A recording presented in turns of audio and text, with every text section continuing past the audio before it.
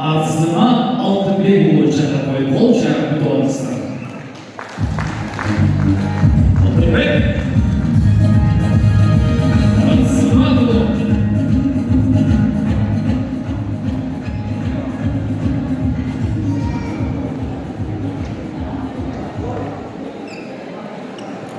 Assalamualaikum warahmatullahi wabarakatuh.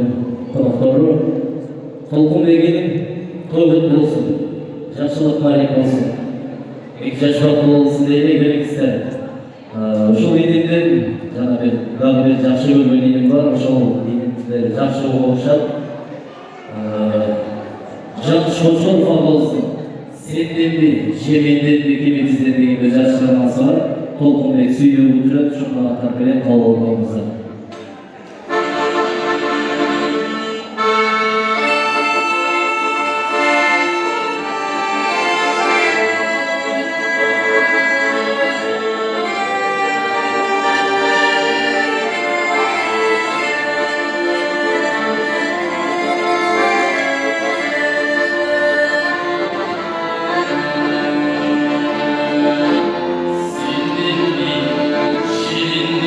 Sendin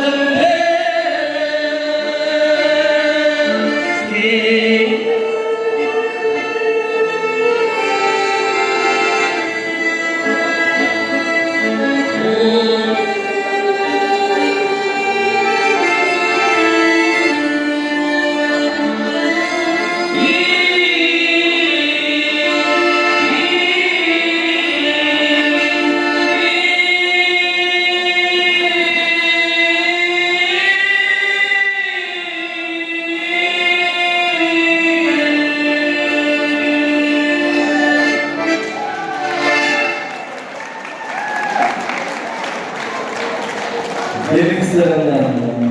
Ушул көптүү үйдүн ээси болгон толкундун суранычы боюнча